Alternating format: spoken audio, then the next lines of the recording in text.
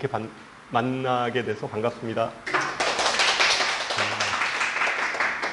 오늘 비도 오고 요즘에 학부모 설명회는 어머님들이 이렇게 직접 오시기보다는 줌을 좋아하세요. 네, 줌을 좋아하셔서 대체적으로 줌이 좀 편하잖아요. 그리고 보통 이제 설명회 하다 보면 이제 사실은 좀 질문을 하고 싶은데 아무래도 이제 오프라인으로 이렇게 하다 보면 이제 자기 얘기를 하기가 좀 쉽지 않아요.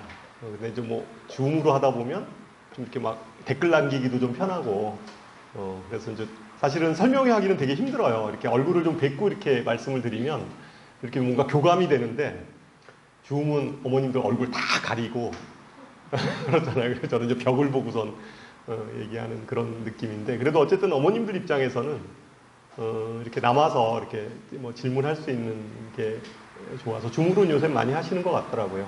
오늘은 뭐 인원도 적고 이러니까 혹시 뭐 궁금하신 사항이 있으면 중간에 또 하다가 제가 좀 말이 너무 빠르거나 좀 이해가 안 가는 부분이 있으면 끊고 그냥 말씀하세요. 그럼 제가 말씀드릴게요. 이렇게 말씀을 드릴 거고 오늘 원래 대상은 중학교 3학년 학생들을 대상으로 하는 좀 우리가 수학 공부법에 대한 얘기들, 그러니까 고등학교 진학하고 지금 사실은 저 중학교에서 이루어지고 있는 어머님들이 이렇게 학원에 보내시고 이런 것들은 다 대입 때문에 보내시는 거잖아요. 사실은 대입 때문에 보내시는 거니까 어쨌든 고등학교 올라가서 좀 어떻게 공부하는 게 좋은지에 대한 것들 이런 얘기를 중심으로 해서 좀 말씀을 드리고 그리고 혹시 뭐 우리 자녀들의 뭐 특성들이 좀 있어요. 어떤 아이들은 수학을 아주 잘하는 아이들도 있지만 어떤 아이들은 그냥 평범한 아이들도 있고 그런데 그런 아이들이 이제 어떻게 좀 아이들 상황에 맞게 어떻게 좀 공부하는 게 좋을지 그런 얘기도 말씀드리고 그다음에 뭐 중간에 고교학점제 또 발표했잖아요. 지금 현재 중학교 3학년 아이들은 고교학점제에 해당이 없어요. 근데 이제 그 아이들이 1년 재수를 하게 되면, 그죠? 1년 재수를 하게 되면 중학교 2학년 아이들하고 또 다시 입시를 해야 되니까, 그러면 중학교 2학년 아이들의 고교학점제 하에서, 그 교육과정이 좀 변화가 있어요, 수학도. 그래서 그게, 현재 중학교 3학년까지는 어머님들 아시겠지만 2015 개정교육과정이거든요. 그런데 고교학점제부터는 2022 개정교육과정이에요. 그래서 중3까지는 2015, 그 다음에 중학교 2학년부터는 2022 개정교육과정이거든요.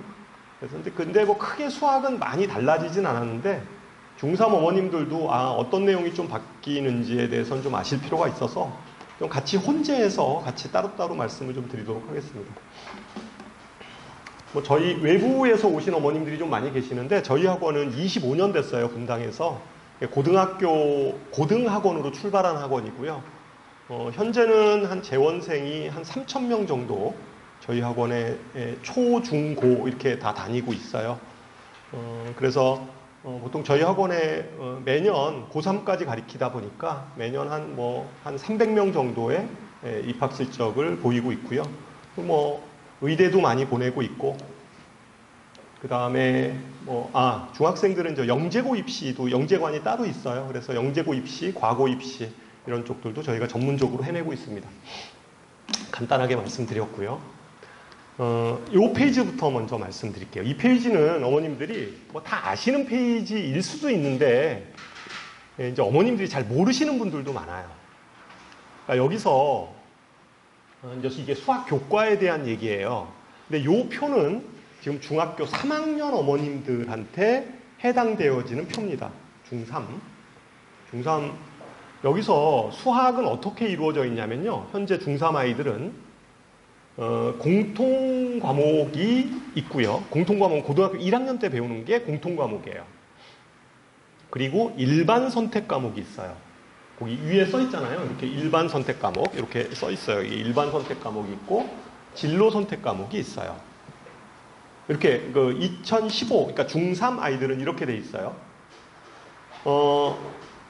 여기서 어머님들이 꼭 좀 기억해야 될 것은 공통 과목 1등급, 2등급, 9등급까지 상대평가를 해요. 현재. 지금 중3 어머님들은 이제 고등학교 올라가면 그렇게 그냥 평가를 합니다. 그리고 일반 선택 과목 있죠. 여기 써 있는 거. 일반 선택 과목은 수학에서 어디까지 이루어져 있냐면요. 미적분이라고 써 있는 거 있죠. 확률, 통계, 수원, 수투. 요거 일반 선택 과목이 등급 평가예요. 1등급에서부터 9등급까지 나누는 게. 그런데 여기 진로 선택 과목 있죠.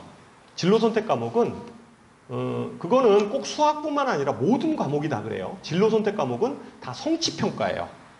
그럼 몇 단계로 성취평가하냐? 3단계예요. A, B, C예요. A, B, C로 성취평가를 해요. 그럼 뭐 비율이 정해져 있냐? 그렇지 않아요. 그러니까 학교에서 그냥 우리 학교는 한 이 정도 아이들을 A야 이렇게 그 대신에 퍼센트는 적어요. 30%다. 뭐 50%다. 이런 식으로 이렇게 퍼센트를 괄호해서 적게 돼 있어요. 예, 요게 이제 지금 현재 중학교 3학년 아이들의 등급 그 학교 평가예요. 그러면 문과 계열을 진학해야 되는 아이들은 문과 계열을 진학하는 아이들은 주로 지금 현재는 교육과정이 문이과 통합과정이잖아요. 그래도 문과 계열을 가려고 하는 아이들은 크게 뭐를 공부하냐면요. 수학상, 수학하, 수원, 수투, 확통을 주로 해요.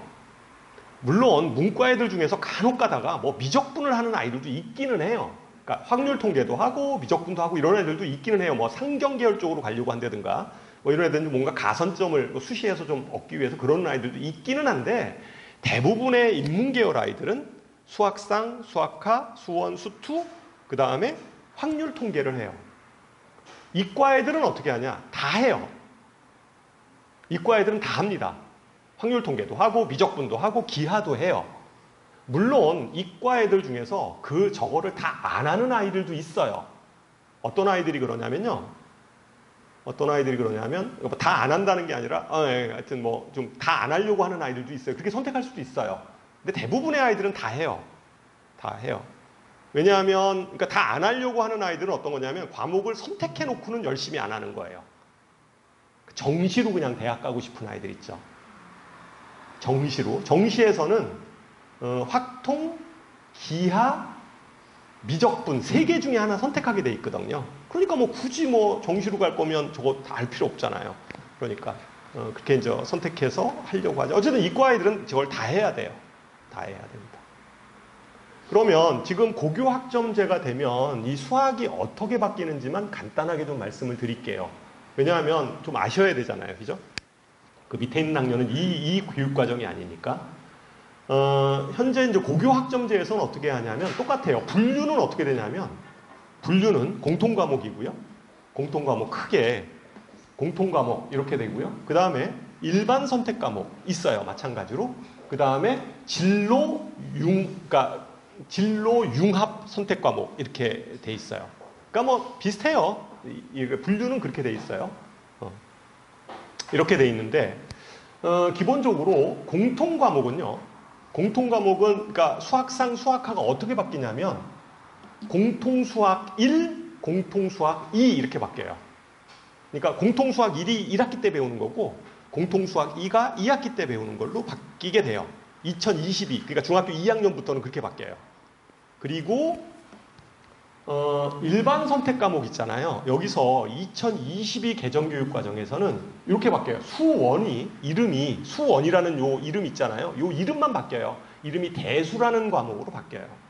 대수 이렇게 바뀌어요. 수원이.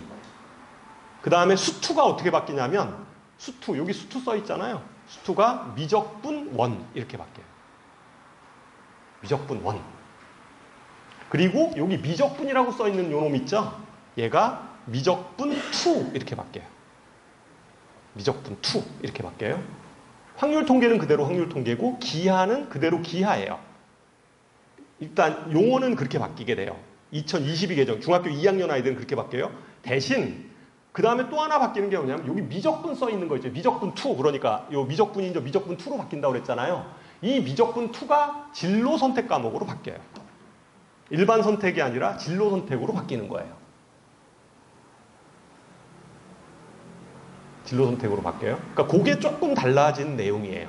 그 다음에 이제 또 한 가지 좀 달라진 내용은 뭐냐면 요 아까 수학 상위 1학기 때 배우는 거였잖아요. 그게 2022 개정교육과정에서는 아까 공통수학 1로 바뀐다고 그랬잖아요. 그죠? 그 공통수학 1에 행렬이 들어가요. 행렬. 행렬이 안 들어갔다가 그게 1학년 과정에 행렬이 들어가는 거예요. 바뀐 내용은 그래요. 행렬이 들어갔다. 그 다음에 또 한 가지는 여기 기하 요 단원이 있었잖아요. 진로 선택 과목. 이 기하에 공간 벡터가 빠졌어요. 2015 개정 교육 과정에서는. 그런데 요 기하라는 요 단원에 이 공간 벡터가 들어간 거예요. 그러니까 다시 또 추가가 됐어요. 공간 벡터를 뭐 이 공대 쪽 아이들은 해야 된다 이렇게 해서 이제 바꿨겠죠, 다시. 그래서 어쨌든 여기 기하에 공간 벡터가 들어가서 기하가 이렇게 된 거죠. 그리고 2학년부터는 이건 발표 났잖아요. 1학년 내용만, 그러니까 공통 과목만 상대 평가를 해요. 9등급으로. 9등급으로 상대 평가를 하고 2학년 때 배우는 이 일반 선택 과목하고 진로 융합 선택 과목 있잖아요. 이 과목은 다 성취 평가를 한다는 거예요. 중학교 2학년부터는 그러니까 이게 수학뿐만 아니라 모든 과목이 다 그래요. 일반 선택 과목하고 융합 그 진로 선택 과목들 있죠. 이 진로 선택 과목은 다 성취 평가를 한다는 거예요. 그럼 성취 평가가 몇 단계로 하냐? 현재는 이 진로 선택 과목만 지금 3단계로 아까 한다고 그랬잖아요. 제가 그게 5단계로 바뀌는 거예요. A에서부터 E까지로 바뀌는 거예요. 5단계로 평가하겠다. 그죠? 자, 그러면 이제 어머님들 생각하시기에 이제 수학의 경우에 보면 뭐가 중요한 거예요, 먼저? 1학년 내신이 굉장히 중요해졌어요. 그죠? 1학년 내신이 중요해졌죠. 왜냐하면 1학년 내신만 이제 2학년들은 그런 거예요. 근데 중학교 3학년들은 아직까지 그냥 어떻게 돼요? 요 놈하고 공통과목하고 2학년 요 일반 선택 과목 요게 이제 그 등급 평가잖아요. 등급 평가니까 중학교 3학년 어머님들은 여전히 요 놈 그다음에 2학년 때 배우는 일반 선택 과목까지 다 잘해야 되고 2학년 이하부터는 오히려 1학년 과정이 좀 이제 중요해진 거고 전체적인 흐름은 그러니까 이렇게 바뀌는 거죠. 중3은 별로 해당 사항이 없어요. 똑같아요. 여태까지 해왔던 대로 공부를 좀 해야 되는데 중학교 2학년부터는 요 과목들 있죠. 요 과목들. 일반 선택, 진로 선택 과목이 그냥 5단계로 평가를 하다 보니까 상대적으로 이제 뭐 이렇게 막 너무 학교에서 그렇잖아요. 학교에서 시험 문제 낼 때 의도적으로 A를 맞는 아이들을 뭐 막 3%, 2% 아이들만 막 받도록 이렇게 내지는 않을 거 아니에요. 그럼 대체적으로 한 뭐 20% 내지는 한 30% 많으면 그 정도 아이들은 A를 받도록 아마 출제를 할 거라는 거죠.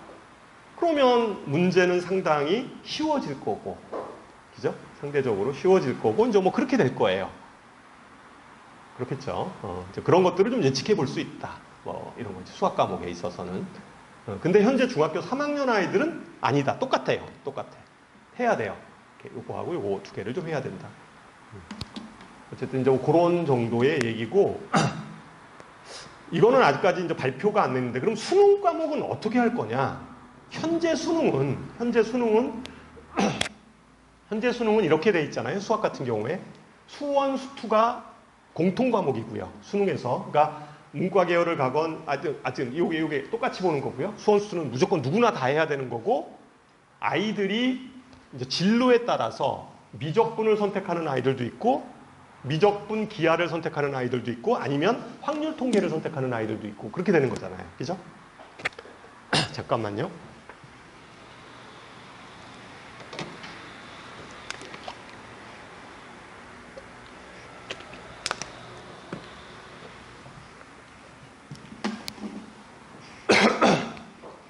어쨌든 이제 그렇게 현재 수능은 그래요. 그러면 지금 중학교 2학년 아이들, 만약에 우리 중3 아이들이 혹시 재수를 하면 수능은 어떻게 될까?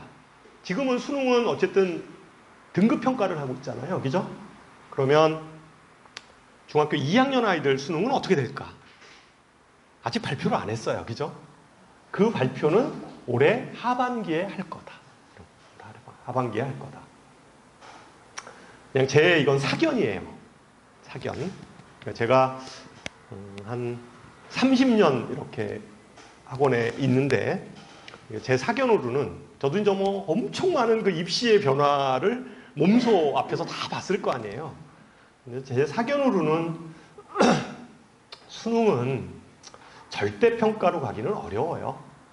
내신도 지금 이렇게 갔잖아요. 내신도 사실은 1학년 과정만 지금 그 상대평가로 가고 나머지는 다 이제 그 성취평가로 바뀌어버렸잖아요. 성취평가로 바뀐 상황에서 수능까지 그렇게 가기는 좀 어려울 거다. 대신에 그냥 제 예측이에요. 이거는 그냥 제 생각인데 제 생각은 그냥 개인적으로 이렇게 바뀌지 않을까. 수학은 그냥 일반 선택 과목에서만 볼 것 같아요. 중학교 2학년 아이들부터는. 제 생각은. 그러니까 뭐뭐 보냐면 수원, 수투, 확률 통계. 그냥 똑같이. 그러지 않을까라는 게 뭐 그냥 제 생각이. 왜 제가 이런 식의 생각을 하냐면 요즘에 제일 말이 많은 게 뭐예요? 수능에서. 뭐 킬러 문항이라는 얘기들도 많지만 또 하나 말이 많은 게 뭐예요? 이게 수능을 문과하고 이과하고 한 줄 세우기를 같이 하다 보니까 누가 피를 봐요?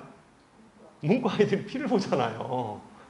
그렇잖아요. 뭐 똑같이 시험을 봤는데 아니 나는 사실은 그렇잖아. 난 문과 계열 가려고 하니까 미적분하고 뭐 기하 이런 게 필요 없어서 확률 통계를 선택한 죄뿐이 없는데 실제 한 줄 세우기를 하다 보니까 표준 점수가 미적분 선택하는 아이들이나 기하 선택하는 아이보다 낮게 나온단 말이죠. 이건 좀 문제잖아요. 이거 하나. 그다음에 또 한 가지는 그 과탐, 사탐의 선택 과목의 유불리에 따라서 표준 점수가 달라지잖아요. 그것도 좀 얘기들이 많잖아요. 그러다 보니까 나는 만약에 이런 아이들이죠. 정시로 갑자기 이렇게 목이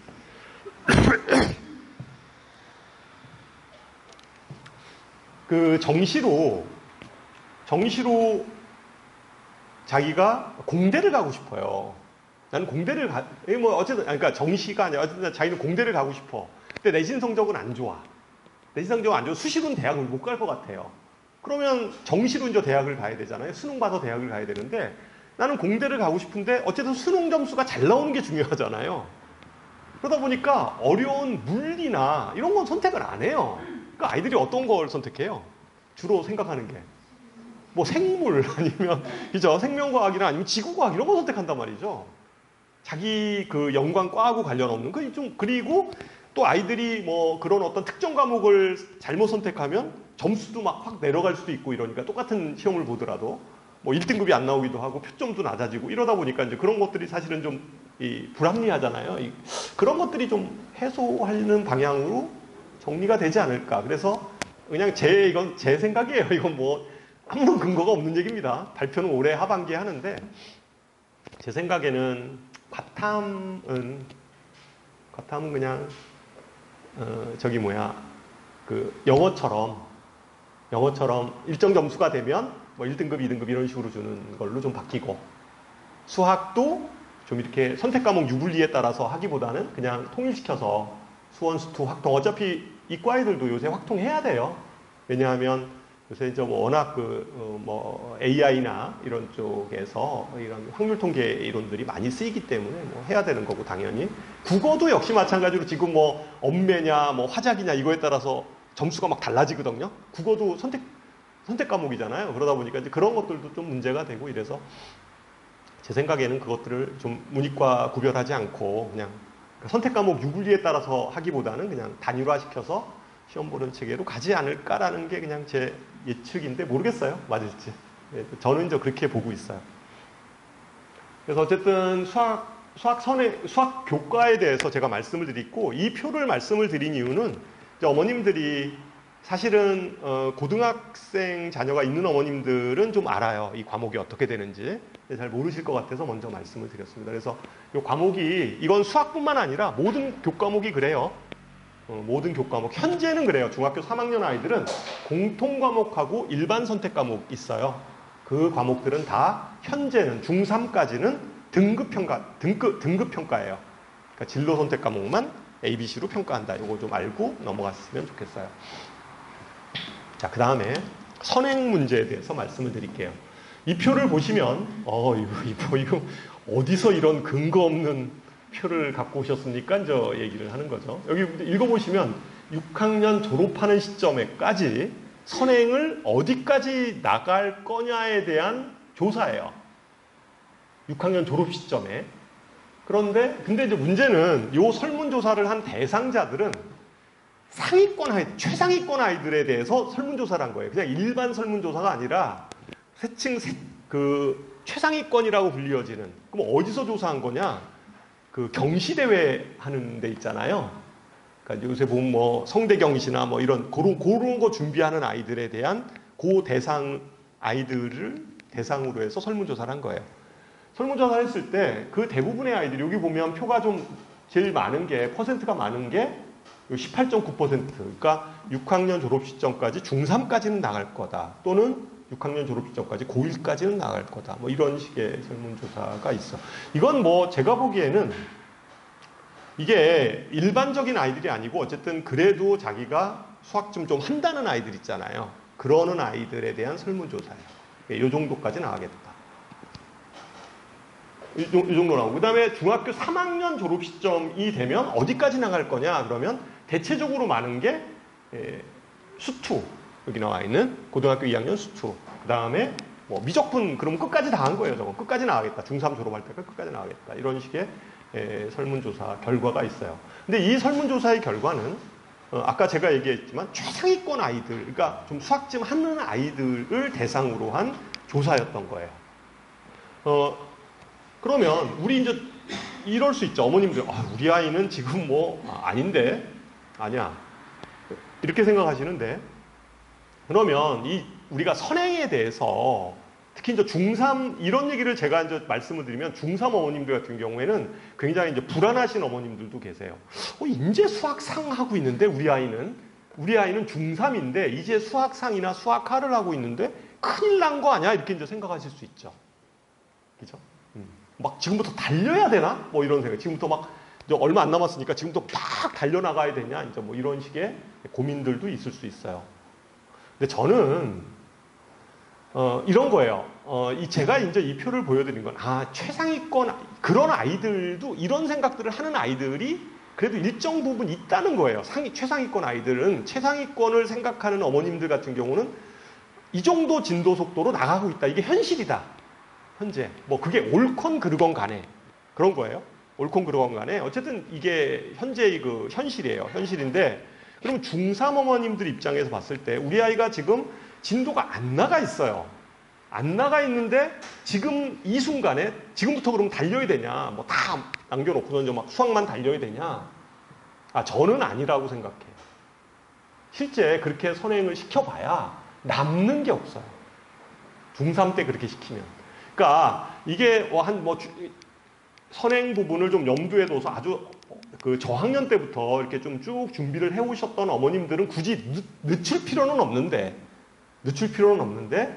좀 지금 선행이 좀 늦었다고 판단해서 지금 막 달리는 거 이런 건 진짜로 별로 이렇게 도움이 안 돼요. 아니 그거 뭐 좀 먼저 그 개념에 대해서 익힌다고 한들 그게 아이의 머릿속에 남아 있을까요? 그냥 수학이라는 과목은 그냥 안다고 실력이 되는 게 아닌 과목이잖아요. 그러니까 뭐 예를 들면 설명 듣는다고 그래서 자기가 문제를 잘 풀고 이럴 수 있는 과목이 아니에요. 개념을 그냥 들었다고 해서 문제가 풀리는 게 아니거든요. 우리 학생들 그런 아이들 많아요. 선생님이 설명할 땐 다 알아듣겠는데요. 집에 가서 막상 숙제를 하면 안 풀린대. 그렇잖아요. 그러니까 이제 수학 과목이 그런 게 아니기 때문에 지금 막 달리는 건 진짜 위험해요. 차라리 그냥 오히려 착실하게 수학상, 수학화 이렇게 좀 잘 해놓고 그러면서 고등학교 올라가서 그리고 고등학교 올라가면 선행할 시간이 없어요. 없어도 불안해하실 필요 없어요. 어쩔 수 없어요. 그냥 1학년 때 수학상, 수학화 잘 해놓고 그 다음에 뭐 겨울방학 있잖아요. 그때 조금 더 열심히 해서 좀 채워서 또 계약하면 또 하고 이렇게 하는 게 현실적인 방안이지 지금 늦었다고 해서 지금 막 달린다고 해서 그게 제가 보기에는 뭐 크게 도움이 되지 않아요. 크게. 그래서 현재 중학교 3학년 시점에서 이런 그 표를 제가 이렇게 그걸 선행을 할 수 있으면 하는 건 좋기는 해요.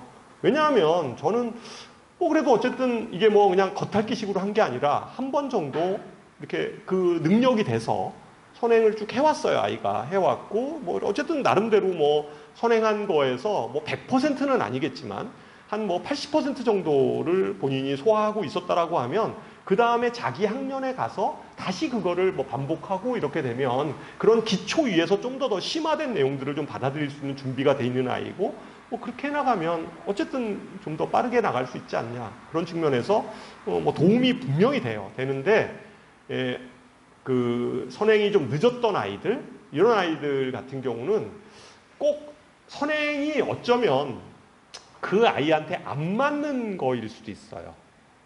그러니까 선행 학습이 걔한테는 안 맞는 거죠. 그러니까 어떤 아이들은 선행을 한 3년, 4년 해도 이렇게 받아들일 수 있고 이렇게 쫓아가는 아이들이 있고요. 어떤 아이들은 선행을 시키면 안 되는 아이들도 있어요. 선행을 시키면 오히려 독이 돼요, 그게. 그렇잖아요. 아이에 따라 다 다르거든요, 그거는. 그러니까 어떤 아이들은 한 1년 정도 선행하는 게 좋은 아이들도 있고요. 어떤 아이들은 2년 해도 상관없고, 어떤 아이들은 6개월만 하는 게 좋은 아이들도 있고, 어떤 아이들은 선행을 아예 안 시켜야 되는 아이들이 있거든요. 아이들에 따라서. 그리고 수학 과목이라는 게 이게 무슨 이게 단기간에 외워서 되는 이런 과목이 아니기 때문에 사실은 좀 역사적인 과정이 좀 있어요. 그게 좀 어느 정도 그게 좀 축적이 돼야지 그 다음 단계로 이렇게 좀 발전을 하고 이런 과목이기 때문에 사실은 이게 그냥 마음으로만 이렇게 막 급하다고 해서 되는 건 아니거든요. 그래서 선행학습 부분들은 최상위권 아이들은 이 정도 한다. 그런데 이게 항상 답은 아니다. 답은 아니고 어쨌든 우리 아이의 조건에 맞춰서 선행을 하는 게 좋다라는 걸 제가 좀 말씀을 드리고 싶었어요. 그래서 특히 중3 어머님들 보면 중3 한 여름방학 정도 되면 이제 다른 학원이나 학원 등등에서 막 설명회들을 하세요. 설명회들을 하시는데 그때 이제 막 진도에든가 여태까지 이것뿐이 진도를 못 나갔는데 큰일 났다고 막 이렇게 얘기하시면 그것에 너무 이렇게 그러실 필요 없어요. 그런다고 되는 건 아니에요. 그런다고 되는 건 아니니까 좀 더 그냥 자기 페이스를 가지고 좀 가는 게 좋다. 제가 뒤에서 그거는 다시 한번 또 좀 말씀을 드릴게요.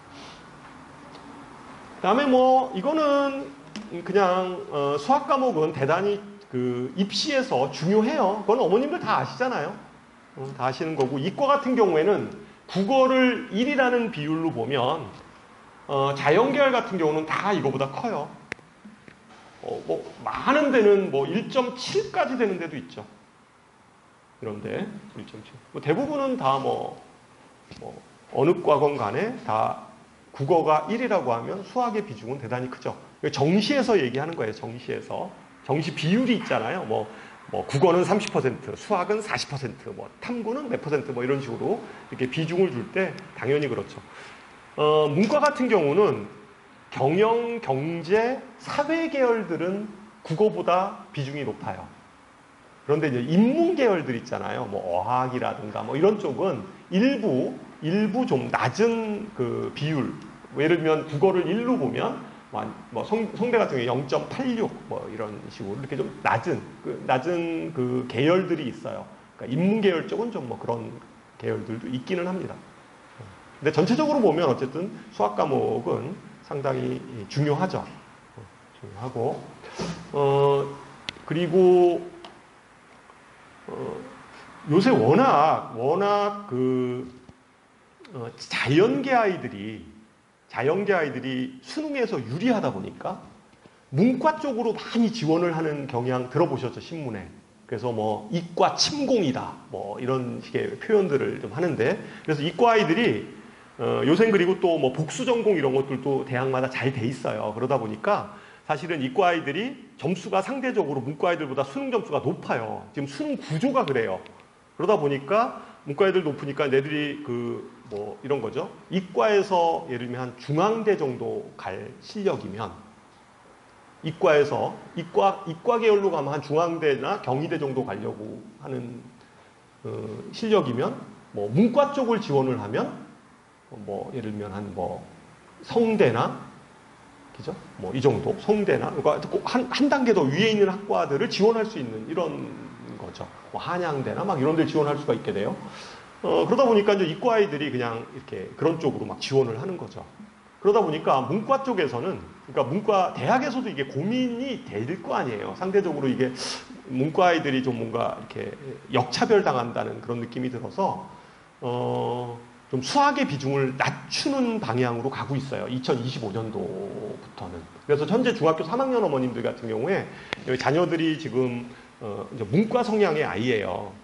문과 성향의 아이인데, 야, 이거 뭐 무조건 이과 쪽으로 그래도 몰아야 되는 거 아니야? 뭐 그런 식의 생각은 좀 안 하셔도 돼요. 현재 중3 아이들은 한 2025년도 이후부터는 조금 오히려 사탐 있죠, 사탐. 문과 아이들은 사회탐구를 선택하잖아요. 그러니까 사탐에서도 가중치를 줘요.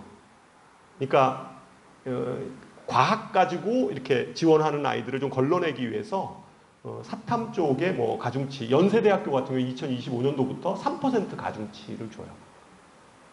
그러니까 사탐 선택한 아이들한테 뭐 가중치를 준다든가 아니면 이런 식으로 수학에 대한 반영 비율을 줄여버려요. 조금. 그러니까 요새 좀 2025부터 조금 그게 좀 가시화되고 있어요. 그래서 인문계열 쪽에는 좀 이렇게 수학의 가중치를 좀 낮춰주는 이런 식의 움직임들이 있습니다. 왜냐하면 뭐 사실은 이과 아이들이 그렇게 가버리면 또 뭐 거기서 잘 다니는 아이들도 물론 있겠지만 또 중간에 뭐 반수나 이런 걸로 빠져나가는 아이들도 많아요. 그러니까 학교 네임밸류로 들어갔다가 이렇게 또 안 맞아가지고 빠져나오는 아이들도 있고 이러니까 대학에서는 어차피 좀 오래 학교에 남아서 이렇게 자기 전공을 계속 할 아이들, 이런 아이들이 사실 필요하잖아요. 그러니까 그런 조치들이 좀 움직이고 있습니다. 그러니까 중3까지는 아마 그 기조가 이루어질 것 같아요. 지금 중2 아이들은 입시가 워낙 격변기에 있는 학년이어서 안타깝게도 그거는 좀 아까 얘기했듯이 좀 발표 나는 것들을 좀 봐야 될 것 같아요.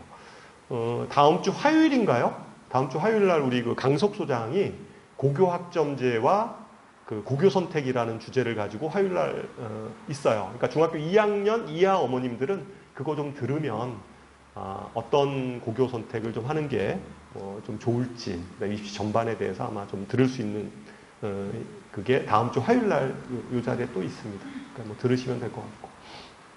전체적인 흐름은 어쨌든 그렇게 가고 있다. 그 다음에 내신 얘기 좀 할게요. 내신은 지금 요 표는 어디에 나와 있는 거냐면 학교 알림이 있죠. 학교 알림이. 그러니까 우리가 그 사이트에 학교 알림이 이렇게 뜨면 그게 교육 사이트가 떠요. 정부 사이트입니다. 그러니까 교과부에서 제공하는 사이트인데 거기에 들어가면 학교를 치면 학교에 대한 모든 정보들이 쭉 나와 있어요.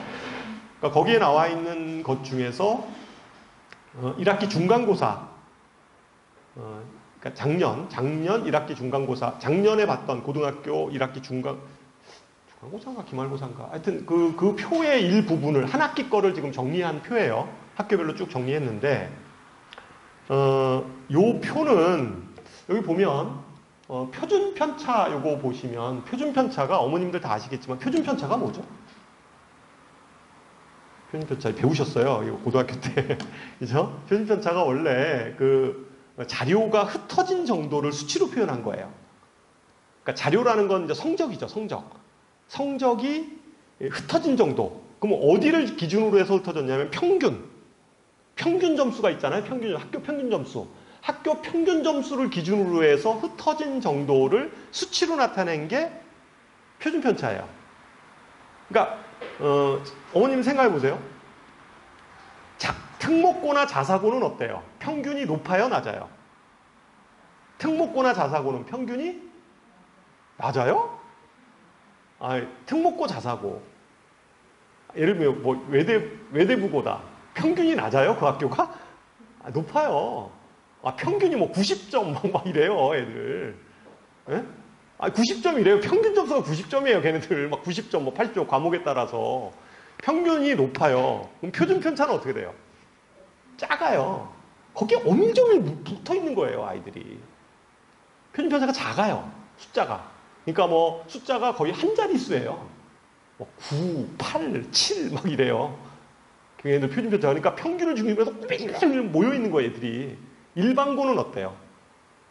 평균이 특목고나 자사고보다는 좀 낮아요. 떨어져. 표준편차는 어떻게 돼요? 커요. 표준편차가 커요. 그래서 보통 일반고는 거의 뭐 분당도 마찬가지고 대부분 한 20 정도 돼요. 20 정도. 20 정도가 정상이에요, 그냥. 20 정도가 정상이다. 그러니까 일반적인 보통 우리가 평준화 학교들 있잖아요. 그러니까 뺑뺑이로 고등학교 진학한 학교들의 이제 표준편차는 그래요. 자, 이 표준편차만 봐도 사실은 어떤 것들을 좀 수치로 볼 수 있냐면, 여러분들 보세요. 표준편차가 좀 작은 거 보세요. 어느 학교예요? 낙생. 그 다음에 중앙. 그 다음에 어디예요? 영도. 그 다음에 뭐 서연도 조금 작은 편이죠. 네? 네. 나머지는 뭐 대체적으로 뭐 비슷하죠. 근데 이 표를 보면 낙생이나 중앙이 좀 약간 두드러지잖아요. 15, 13. 이게 왜 그래요? 네.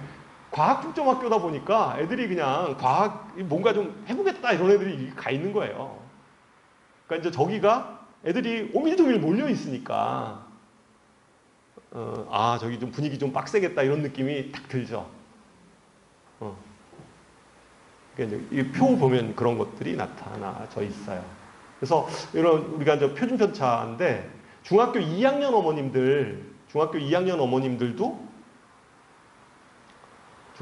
어머님들은 아까 1학년 거만 상대평가라고 그랬죠. 그 1등급, 2등급 이렇게 들어간다고 그랬잖아요. 1등급, 2등급 이렇게 들어가는데 그때도 그 상대평가 할 때 1등급, 뭐 2등급 들어가면 평균도 들어가고 표준편차도 들어가요. 중학교 2학년 아이들도. 이 표준편차가 들어간다는 거는 표준편차가 2학년 거에는 안 들어가는데 1학년 거는 표준편차가 들어가요. 그럼 표준편차가 들어간다는 것은 어떤 걸 알 수가 있을까요? 대학에서.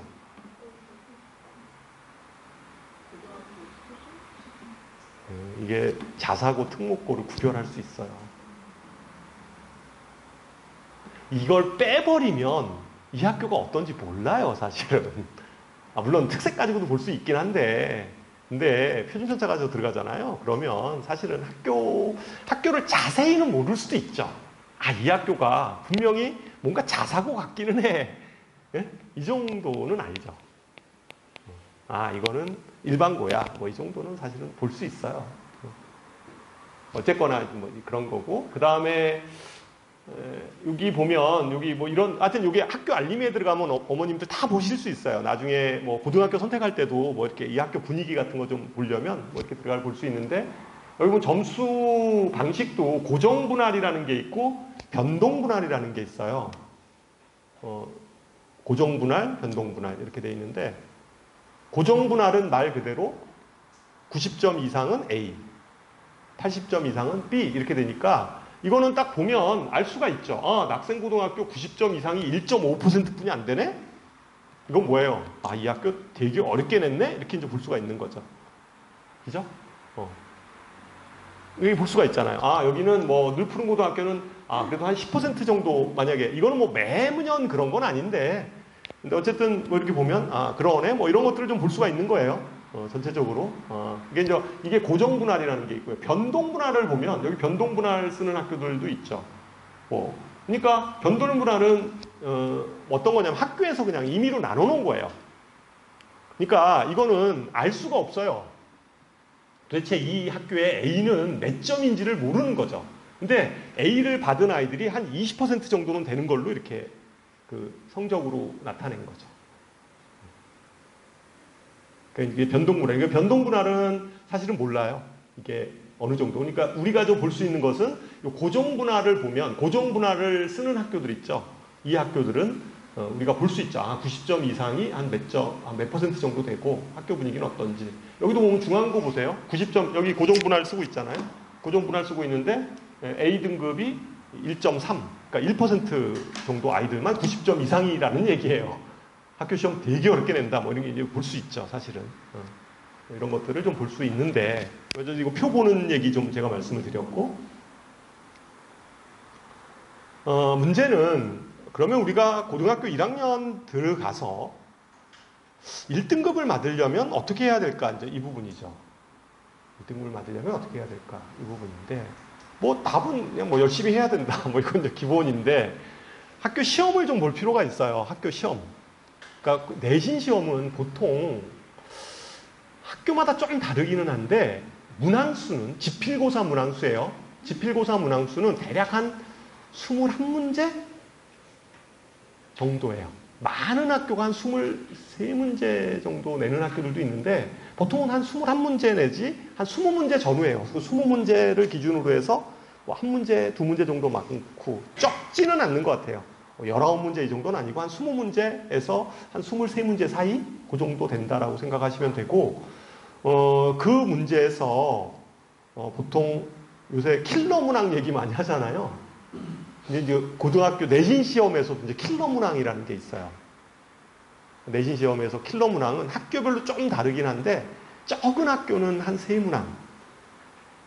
그 문항 중에서 한 2~3문항 정도. 적은 학교는 아까 뭐 여기 보면 A등급이 좀 낮은 학교들 있죠. 여기 중앙고등학교나 낙생고등학교나 일반고등학교 기준에서 이런 학교들은 보통 한 5문항 정도.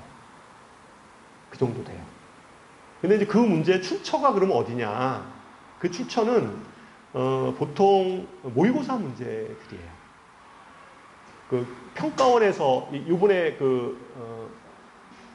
하여튼 뭐 평가원장 요번에 뭐 그만두시고 하여튼 뭐 모의고사 보는 그러니까 주로 고등학교 2학년, 1학년, 고3 아이들이 고3은 안 보죠. 그러니까 고등학교 1학년, 2학년 때 보는 모의고사 중에서 킬러 문항들 있죠. 그런 문항을 똑같이 내지 않고 변형을 해서 내요. 학교 선생님들이. 변형을 해서 내는 문항들이 보통 저런 킬러 문항의 문제들이죠. 그죠?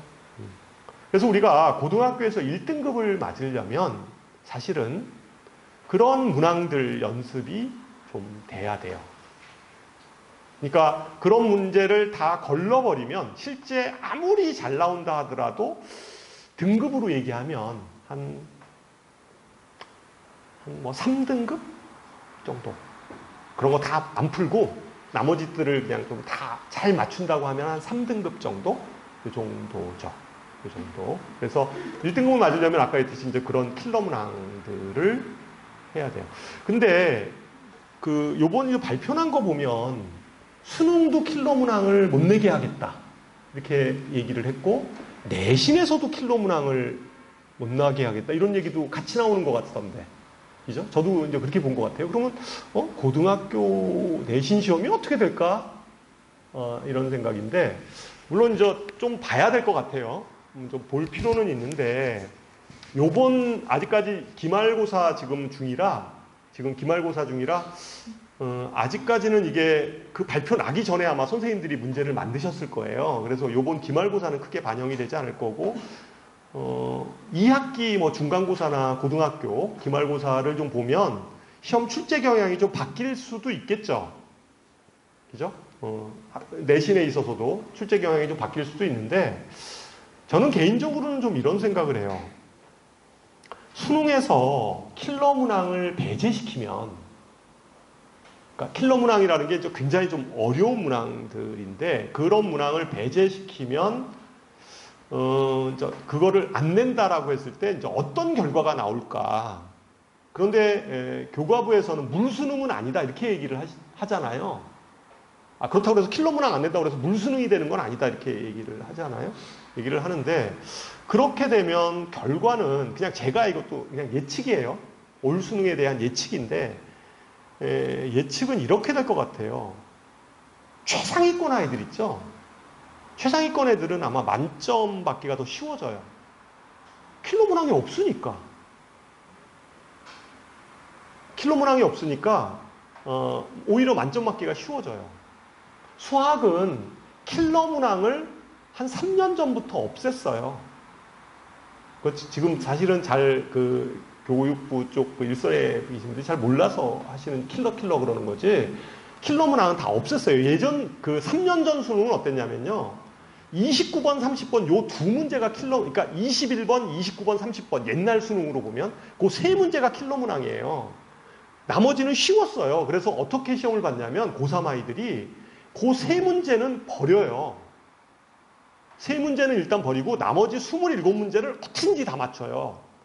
맞추고 그 다음에 그 세 문제 중에서 한 문제를 자기가 풀 수 있는 문항을 딱 생각해서 그 문제를 드립다 파는 거예요. 그래서 그거를 맞추잖아요. 그거를 맞추면 1등급인 거예요. 두 문제 틀리니까. 그게 92점이에요. 예전 수능은 그랬어요. 그게 아주 일반화돼 있었어요. 그러니까 어떤 문제가 생겼었냐면 그때 고3 아이들은 아예 킬러 문항은 버렸어요. 그래도 1등급을 맞을 수 있는 길이 있었던 거예요. 그렇게 시험을 봤던 거예요. 그래서 그게 근데 평가원에서도 이제 그걸 알아. 그걸 이제 알죠. 학교에서도 그러니까 애들이 어려운 거 안 하고 쉬운 것만 딥다 다 해가지고 딱 맞추고 이렇게 된다고 생각하니까 평가원에서 3년 전부터 바꿨어요. 어떻게 바꾼 거냐면 아예 킬러 문항을 없애버렸어요. 그래서 준킬러라는 걸 만들어냈어요. 그래서 킬러 문항 29번, 30번을 버려버리고 준킬러라는 것들을 만들어서 그런 문항이 대략 한 7문항 정도로 이렇게 늘어난 거예요. 준킬러가. 그런 일이 벌어지면 발생되어지는 게 뭐냐면 최상위권 아이들이 그래서 오히려 만점자가 늘었어요.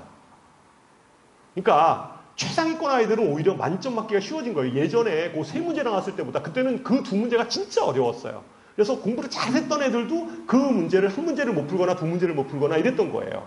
그런데 준킬러가 되다 보니까 최상위권 애들은 만점자가 막 속출을 하게 된 거고요. 오히려 늘었어요. 늘은 거고 제일 피를 보는 아이들이 어떤 애들이냐면 상위권 아이들이에요. 최상위권 아이들 말고 상위권 아이들은 수학이 어려워진 거예요. 왜? 준킬러가 한 7문제가 되고 예전에는 그 세 문제는 벌어버리고 나머지를 다 맞을 수가 있었던 거예요, 얘가. 그리고 한 문제를 딱 찍어서 한 30분이건 40분이건 푸는 거예요, 그거를. 그래서 맞추면 1등급이었는데, 걔가. 어쨌든. 근데 그게 이제 안 되는 거예요. 준킬러가 늘면. 현재 수학은 그래요. 그렇게 출제된 지가 한 3년 정도 됐어요. 올해는 또 어떻게 나올지 모르겠어요. 오히려 그게 만약에 그 준킬러마저도 지금 준킬러 문항을 더 낮춘다고 하면 그리고선 변별력을 세우려고 하면 이제 문제가 전반적으로 어려워. 그러니까 다 조금씩 다 어려운 거예요. 조금씩 다 어려워지면 이제 오히려 좀 문제가 되는 건 그 중상위권 아이들 점수가 좀 많이 하락하고 최상위권 아이들은 오히려 문제가 쉬워지는 결과예요. 그렇게 되면. 그럴 것 같은데 수학 같은 경우는 그래요. 근데 내신이 그러면 또 어떻게 될 거냐? 내신도 그 영향에 의해서 저는 킬러 문항들을 분명히 이제 이게 배제시키려고 할 거라는 거죠. 근데 학교에서는 분명히 이게 고등학교 1학년 거는 지금 중3 아이들은 뭐 말할 것도 없고 중학교 2학년 아이들이 고교학점제 하에 된다 하더라도 어쨌든 고등학교 1학년까지는 아까 등급평가 한다고 그랬잖아요. 1등급, 2등급. 그리고 고등학교 1학년 내신이 굉장히 중요하게 이제 부각을 할 텐데 그렇게 되면 그 문제의 변별력을 생기게 할 수밖에 없어요. 어쨌든 등급을 나눠야 되니까. 그거를 그렇게 나누게 될 때 실제 보면 오히려 문제가 전체적으로 좀 난이도가 어쨌든 변별력 있게 내야 되니까 그렇게 되면 전체적인 것은 아주 어려운 문제는 없어지는데 그러니까 좀 약간 준심화되는 그런 유형의 문제들이 많아지는. 지금 고등학교 문제들도 마찬가지예요. 아까 얘기했듯이 한 5문항이나 3문항 정도가 어렵게 나오고 나머지는 그냥 좀 풀만한 문제들로 구성되어져 있다면 그런 게 아니라 전체적으로 좀 어렵게 되는 거죠. 그러면 역시 마찬가지로 예측되어지는 것들은 만약에 그렇게 나온다고 하면 지금도 물론 시간이 부족하긴 하지만 좀 더 시간이 좀 부족한 그러니까 좀 연습이 좀 많이 돼야 되는 그런 것이 좀 되지 않을까. 그러니까 아주 고난도 이런 것 같아요. 앞으로 만약에 킬러 문항이 좀 없어진다라고 하면 공부 방식이 조금 변화돼야 되는데 공부 방식의 변화는 오히려 좀 꼼꼼하게 준비하는 아이들 있죠. 예전에도 좀 그래 왔기는 했지만 좀 더 꼼꼼하게 공부하는 아이들이 성적이 좀 좋아지는 그런 결과가 나오지 않을까 이렇게 생각이 들어요. 그래서 어쨌든 다시 한번 정리를 하면 현재 중학교 3학년까지는 이게 어쨌든 등급 평가로 가는데 학교별로는 그 정도의 문항들이 어렵게 나온다. 그래서 그런 문항들에 대한 심화 학습이 좀 전제가 되지 않으면 좀 상당히 등급 따기가 어려운 구조다. 그런데 지금 좀 약간 변수로 좀 등장하는 거는 이게 지금 킬러 문항들을 어쨌든 수능뿐만 아니라 내신에서도 이제 이게 제재를 하게 되면 전체적인 문항에서 변별력을 가지려면 좀 많은 문항들이 좀 그러니까 준심화 문제들이 좀 늘어날 가능성이 크다. 그렇다고 한다면 좀 우리의 학습 방법들은 좀 더 꼼꼼하게 좀 이렇게 체크해 가면서 계산 실수 안 하고 그 다음에 아주 어려운 문항들은 좀 안 풀어보다 하더라도 좀 이렇게 뭐 개념과 관련된 그런 문제들을 진짜 꼼꼼하게 연습하는 아이들, 이런 아이들이 좀 높은 점수를 받지 않을까 이렇게 보고 있어요.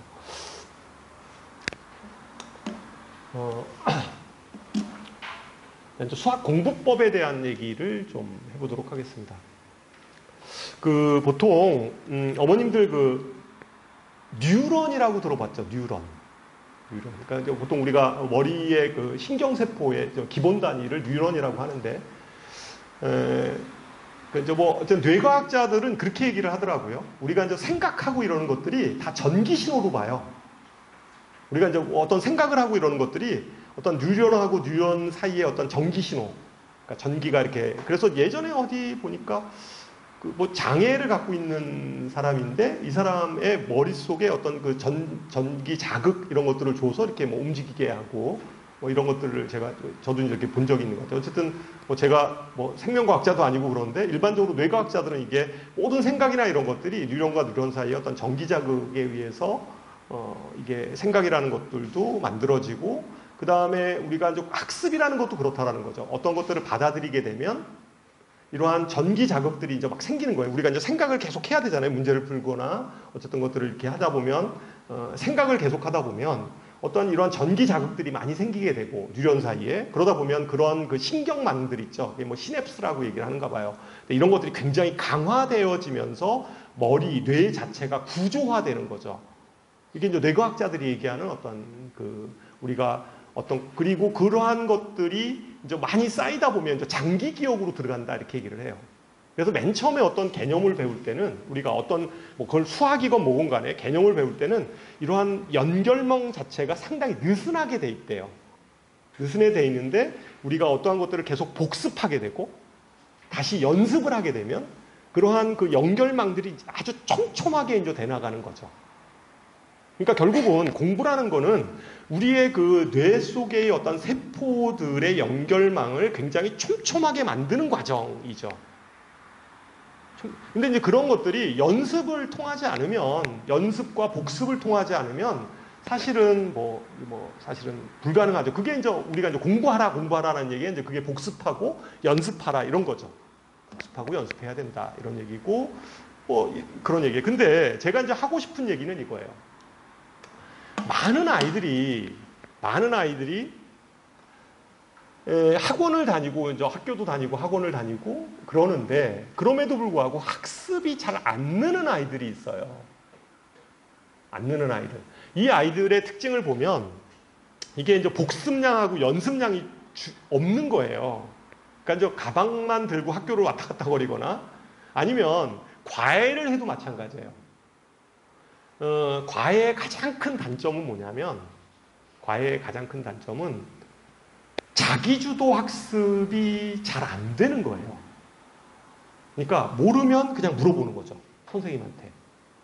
그러니까 제가 뒤에서도 얘기하지만 공부가 좀 중위권 아이들 있죠. 한 중상위권 아이들이 왜 상위권으로 못 올라가냐면 의존적 학습 태도 때문에 그래요.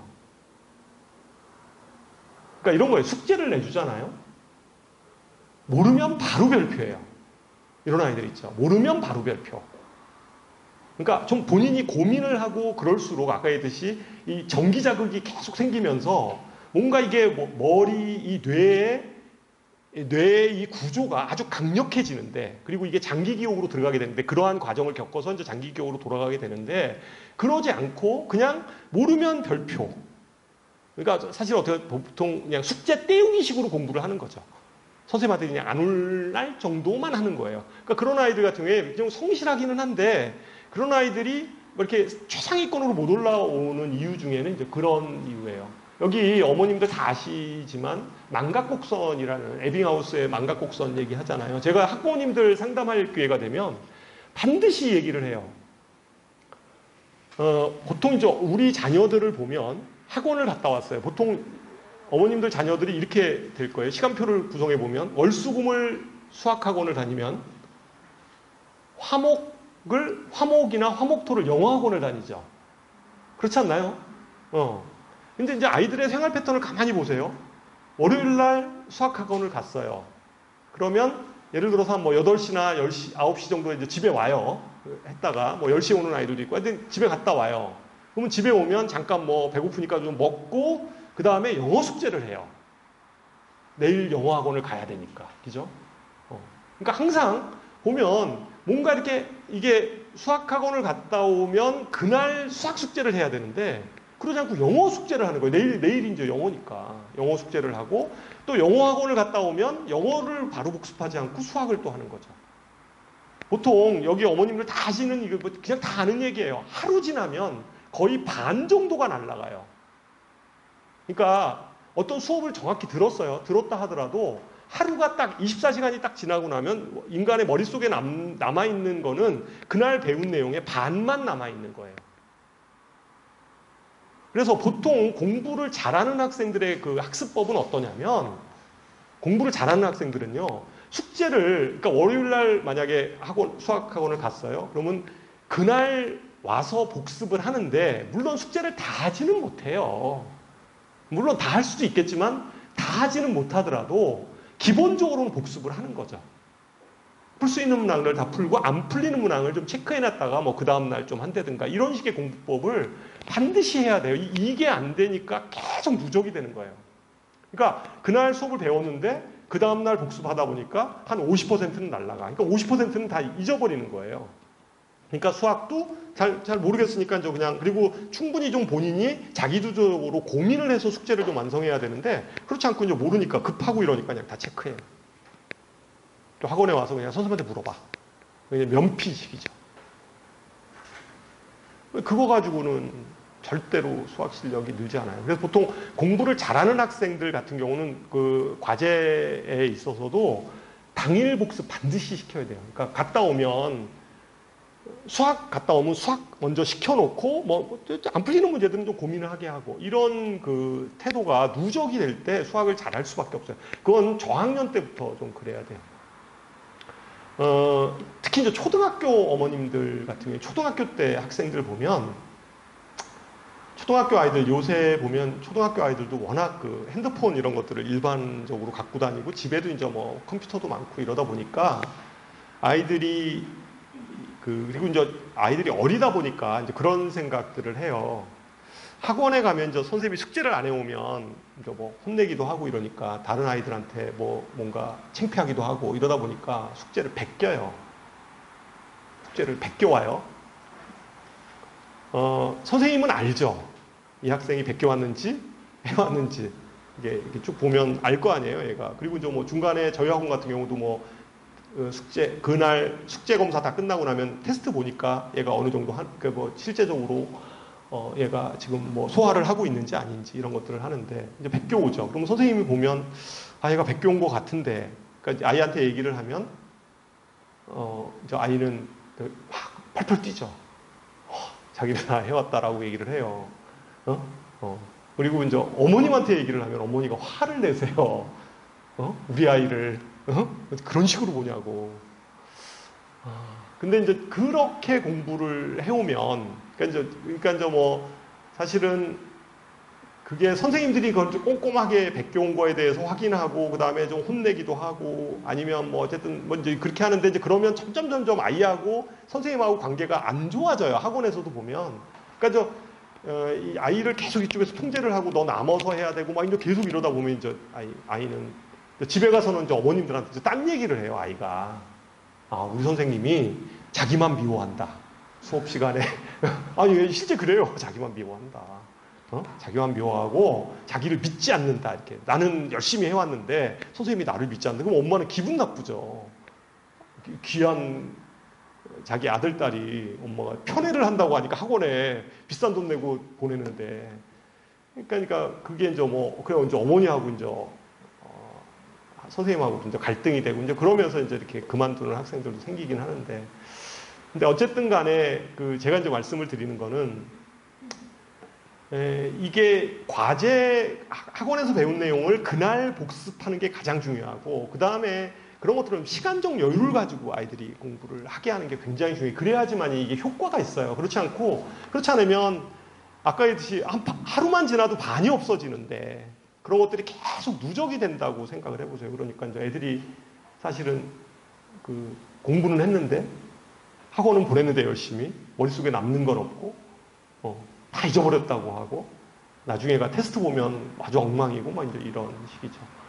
그래서 어쨌든 이러한 것들을 계속 머릿속에 장기 기억 속에 이렇게 그 저장시키려면 물론 학원에서도 계속 이제 중간에 계속 테스트도 보고 그다음에 누적 테스트 있잖아요. 그러니까 그 단원만 테스트 보는 게 아니라 누적해서 시험을 보게 하기도 하고 아이들한테 계속 자극을 줘서 좀 복습하게 하고 이렇게 해야 되는 거죠. 사실. 그래서 수학 공부에서 저는 가장 중요한 게 당일 복습이라고 생각을 해요. 과제만이라도 과제를 어쨌든 시간 줘서 이렇게 하는. 어떤 아이들은 사실은 학원에서 나가는 과제물은 대략 그래도 정상적으로 하면 한 2시간 정도 걸릴 분량이에요. 최소 2시간 정도는 해야 되는 분량. 물론 이제 그런 분량인데 그 분량을 뭐 20분, 30분 만에 이렇게 숙제하고 이러면 그거는 이제 그냥 건성으로 하고 있는 거죠, 아이가. 그러니까 이제 어머님들은 딱 이러는 거죠. 무슨 학원 숙제가 그렇게 적냐고 얘기는 하세요. 학원 숙제가 적은 게 아니라 애가 빨리 한 거예요. 그냥 대충 한 거죠, 대충. 그러니까 모르는 건 다 발표하고. 그리고 하루 지나서 하면 당연히 안 풀리죠. 모르겠는 거예요. 이게 뭐를 가지고 풀으라는 얘기지, 이게 도대체. 머릿속에 뭐 기억이 안 남는데. 그게 좀 중요하다. 그 다음에 요거는 그냥 일반 보통 학원이나 지금 에어컨을 끄셨죠? 추우세요? 아니죠. 요거는 일반적인 학원이죠. 주로 학원에서 쓰고 있는 교재들이에요. 그러니까 개념 교재라는 게 있고 수학에서는 유형 교재라는 게 있고 그 다음에 수능 교재 이렇게 나눠져 있어요. 그러니까 수능 교재는 물론 내신에서도 써요. 아까 얘기했듯이 고등학교 내신에서 좀 어려운 문제들은 다 수능형 문제라고 얘기를 드렸잖아요. 그러니까 수능형 문제들도 쓰는데 보통 이제 선행으로 할 때는 개념하고 유형을 같이 쓰죠. 그러니까 개념으로 선생님이 설명하고 숙제는 유형 교재를 써서 이렇게 보통 2권을 많이 써요. 2권을 많이 쓰고 요거는 뭐 이렇게 쭉 나와 있는 그 보통 수준, 그러니까 난이도 수준이 이런 것들이 좀 기본 교재예요. 그래서 뭐 개념 원리나 뭐 개념센이나 라이트센이나 RPM 이런 것들은 아주 이제 기본 교재에 속하고요. 여기 심화 교재들도 밑에서부터 점점 위로 올라갈수록 좀 심화 교재 양태를 이렇게 돼 있어요. 대체적인 뭐 교재들은 뭐 이 정도로 정리가 돼 있어요.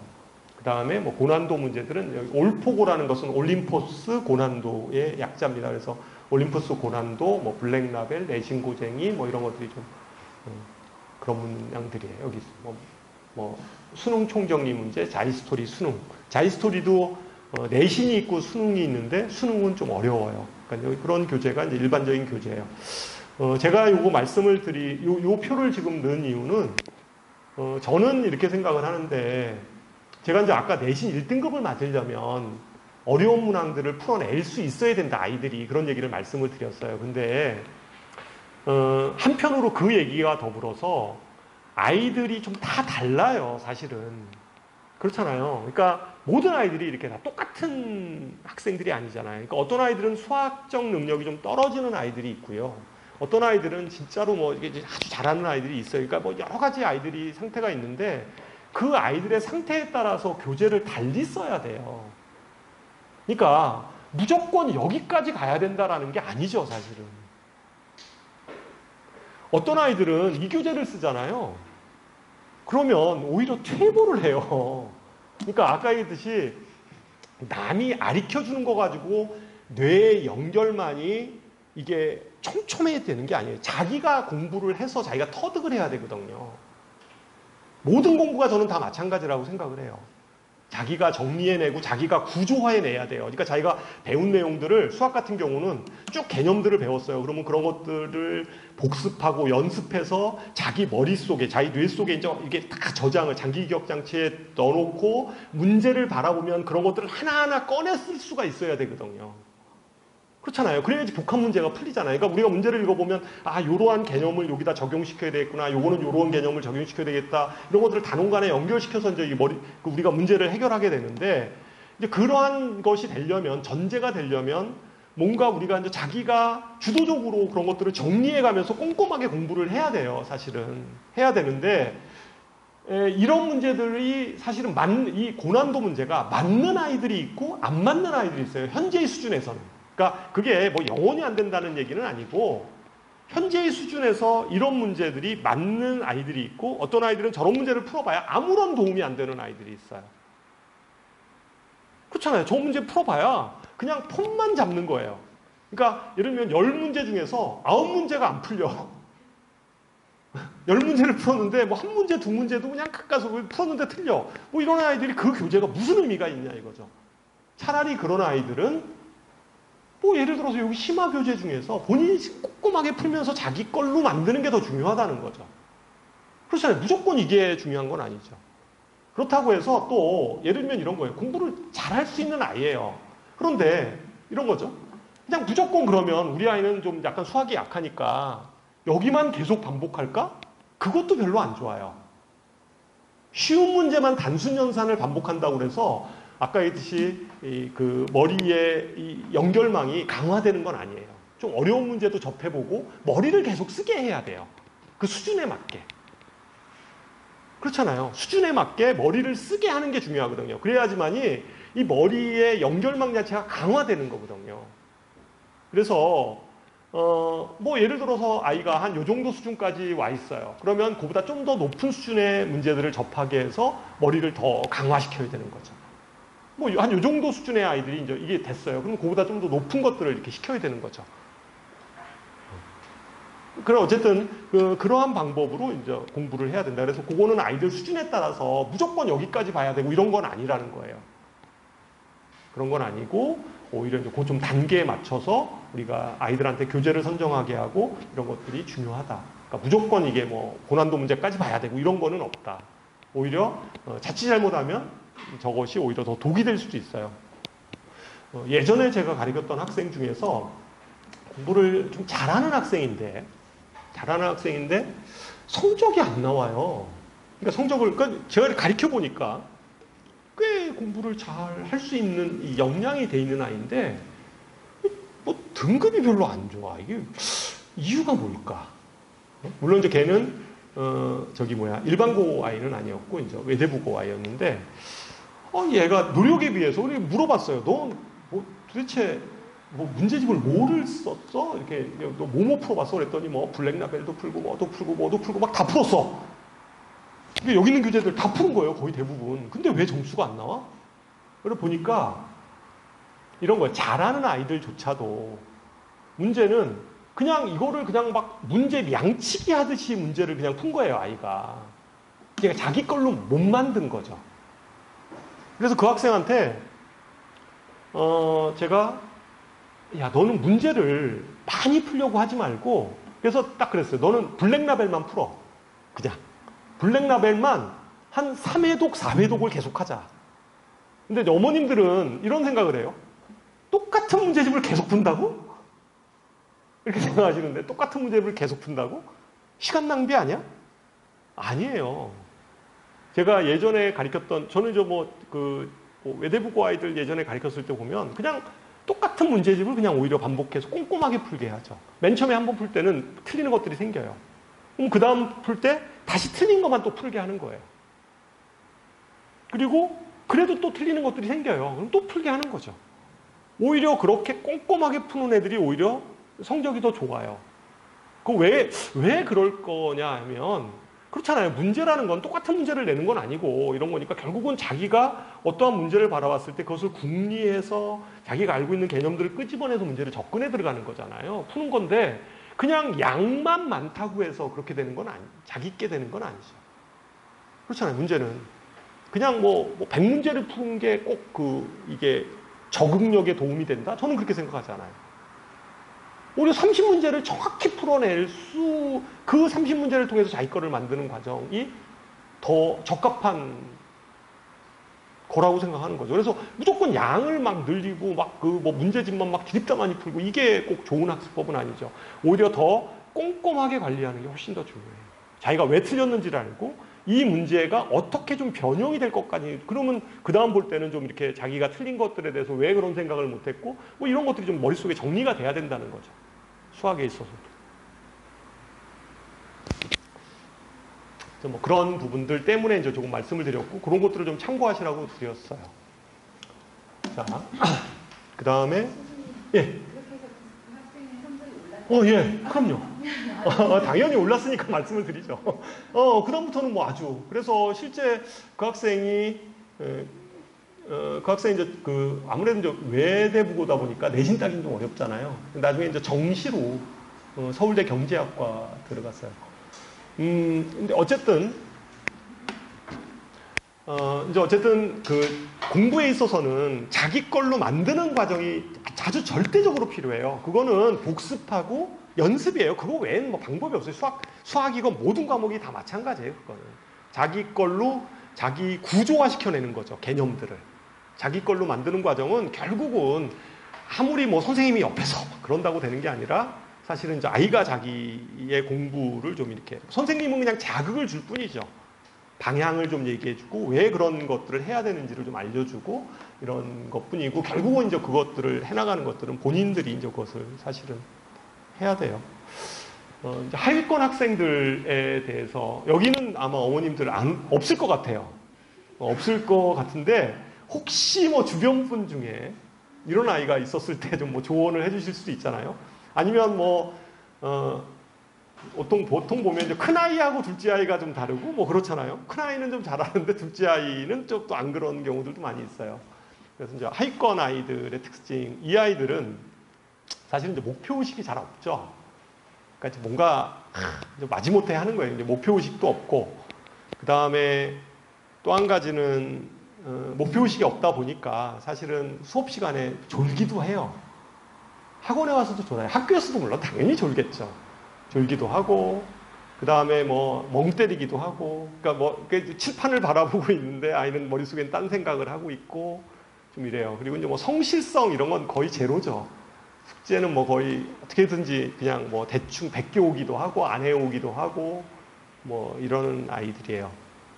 근데 이 아이들은, 근데 이제 어머님들이 보면, 그러니까 이런 아이들은 그래서 큰 학원도 보내보고, 잘 안 되니까 과외도 시켜봐요.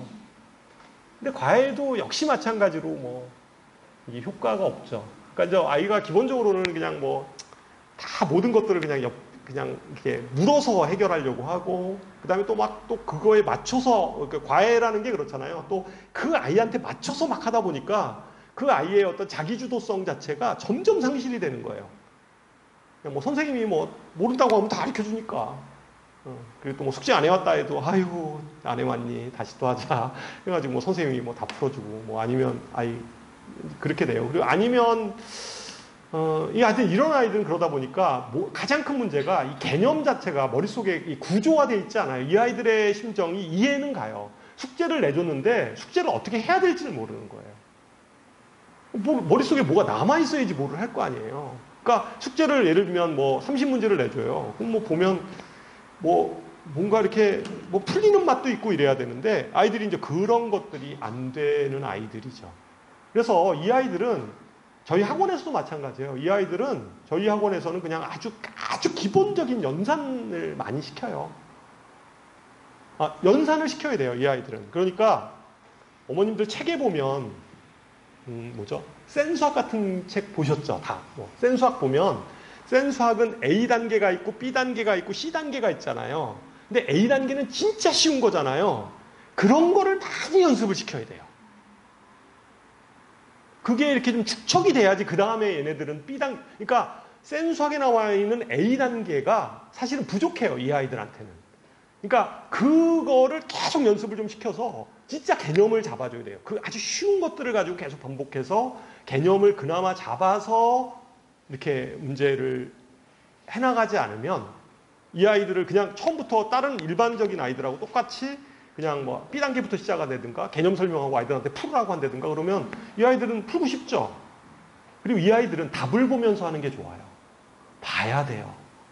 개념이 안 돼 있는 아이들을 답을 안 보게 하면 이 아이가 풀고 싶죠. 풀고 싶은데 오히려 그러니까 답답한 거죠. 그러니까 어머님들 이제 오답 노트 얘기들도 많이 하시는데 이 수준의 아이들은 오답 노트가 별 의미가 없어요. 아니 오답을 하면 예를 들어 숙제 내준 걸 다 오답을 해야 되는데 그게 무슨 그게 오답이에요. 그게 뭐 말이 안 되잖아요. 그러니까 이런 아이들은 그러니까 개념이 안 돼서 못 푸는 문제들, 개념이 안 돼서 못 푸는 거는요. 답을 봐서라도 개념을 알게 해야 돼요.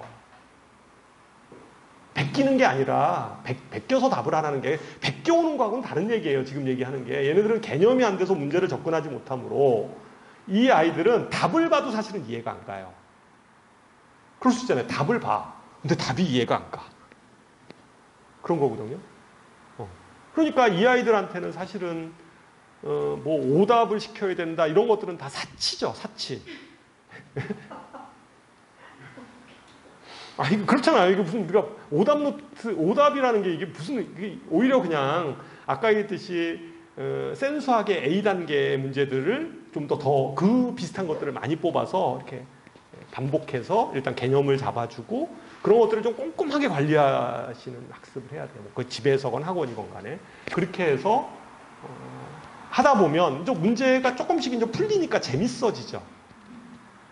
그렇잖아요. 문제가 조금씩 풀리니까 이제 재밌어지고 조금씩 하여튼 그 세세한 그러한 그 좀 연결고리들을 계속 생각해서 수업을 하실 수 있어야 돼요. 그래서 이 아이들은 너무 이렇게 막 교재 욕심을 부리시면 안 돼요.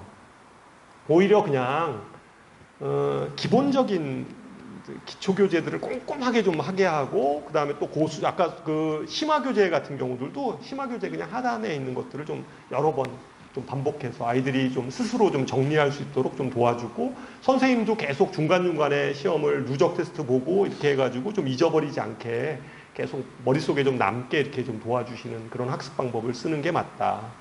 이런 거죠. 그리고 이런 아이들은 선행도 아무런 의미가 없어요.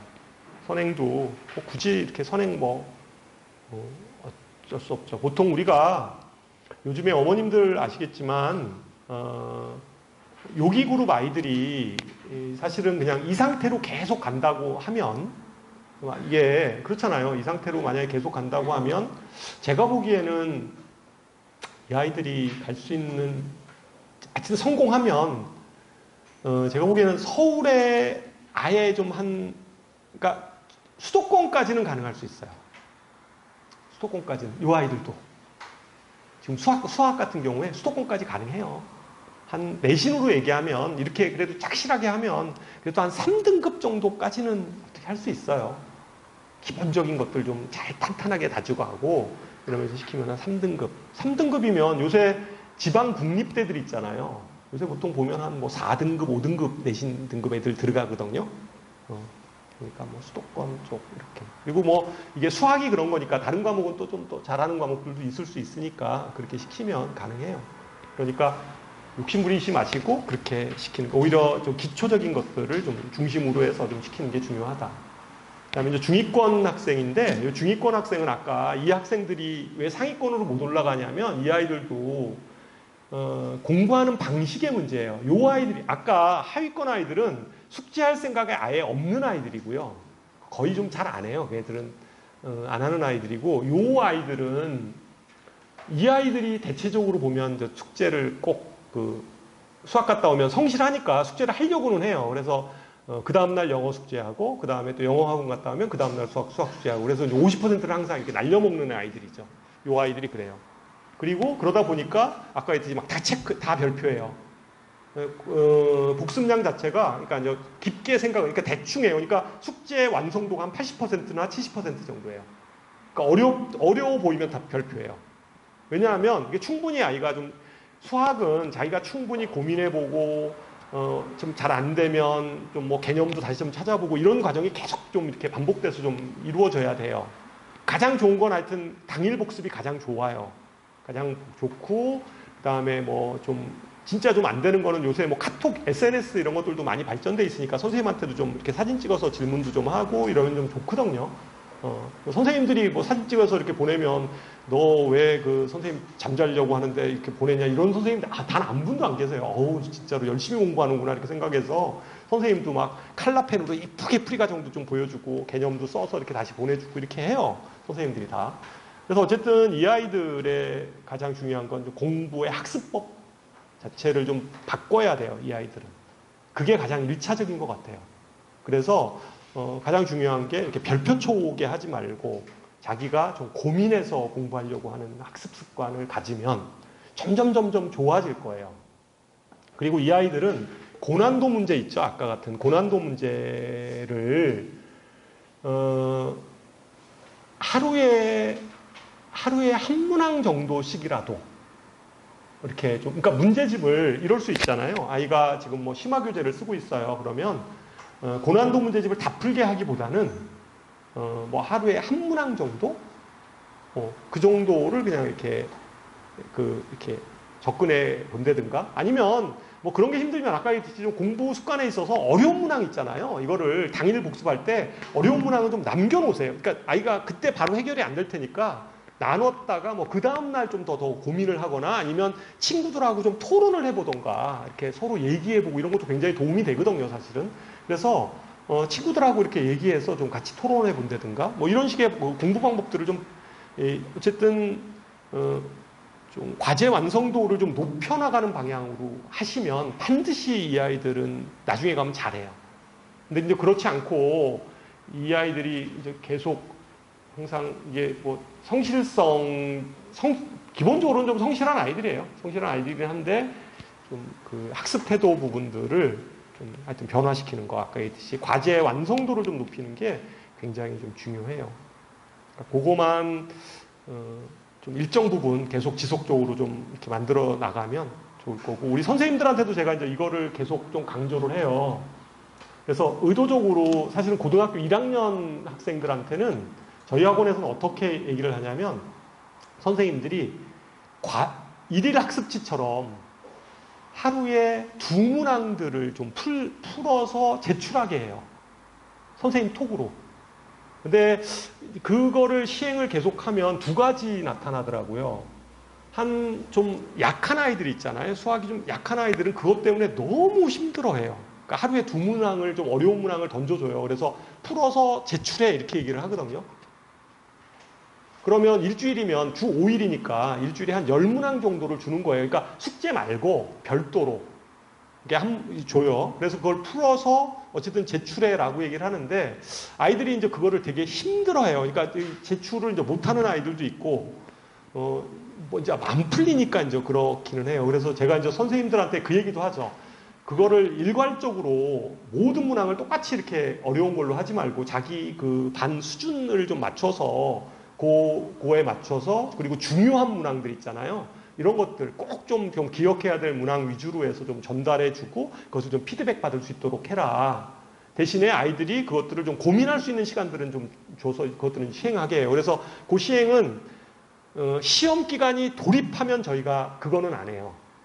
시험을 돌입하면 이제 다른 과목들도 해야 되고 또 시험 대비 교재도 또 별도로 또 막 나오고 이러니까 안 시키는데 평상시에 그 한 달 정도는 계속 또 그걸 시키고 하게 하고 이렇게 하거든요, 학기 중에. 그래서 어쨌든 중위권 아이들한테는 저는 자기가 좀 스스로 어려운 문항을 좀 풀려고 하는 노력, 별표초 오게 하지 않고 이것이 가장 핵심이에요.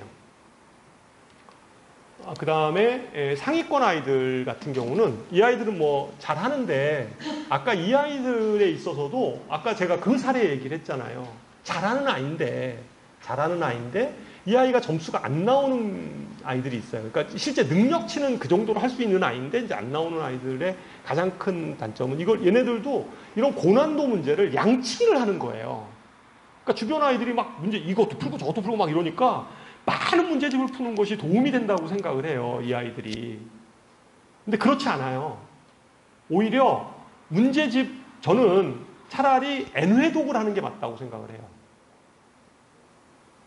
그러니까 문제량을 고등학교 수학량을요, 이거를 뭐 다 풀어본다, 이건 불가능해요. 그거를 다 푼다고 한들 그게 자기 거가 됐냐? 그렇지 않아요. 절대로. 그렇지 않습니다. 그러니까 저는 오히려 정독을 하는 게 맞고요. 특히 이 아이들은 웬만한 뭐 심화 문제들은 다 하니까 이 아이들은 좀 정독을 하는 게 좋고, 이 아이들 중에서 간혹 가다가 이런 애들 있어요. 공부 아주 잘하는 애들인데 의외로 개념이 딱 벼있는 경우들도 있어요. 그러니까 이런 거죠. 아주 기본적인 개념이 이렇게 다 그런 건 아닌데 어느 일부분이 이렇게 벼있는 경우들이 있어요. 근데 이제 이런 것들도 아마 제가 보기엔 이제 이런 영향인 것 같아요. 그러니까 N회독을 하다 보면 차라리 자기가 좀 놓쳤던 부분들을 다시 좀 보완하고 자기 거를 만드는 과정이 생기는데, 그렇지 않고 이 고난도 문제들을 이제 양으로 승부하려고 하다 보니까 이게 가장 큰 문제죠. 그래서 문제를 이 학생들은, 저는 좀 이 정도급 되는 아이들은 사실은 자기가 문제를 좀 분석할 수가 있어야 돼요. 사실은. 이제 대표적인 학교들이 이제 예를 들어서, 뭐, 대진고등학교? 아니면 학교에서 보통 낙생이나 대진, 뭐 이런 학교들, 또는 뭐 중앙고등학교도 마찬가지인데, 그런 데는 학교 부교재나 프린트가 그냥 모의고사 베이스의 문제이거나 아니면 뭐 최강 TOT 뭐 이런 책, 되게 어려운 책이에요. 근데 뭐 그런 책이나 아니면 올림푸스 고난도 뭐 이런 책들이 그냥 학교 부교재예요. 학교 부교재인데, 그러면 학교에서는 어떻게 출제하냐면 거기서 출제를 해요.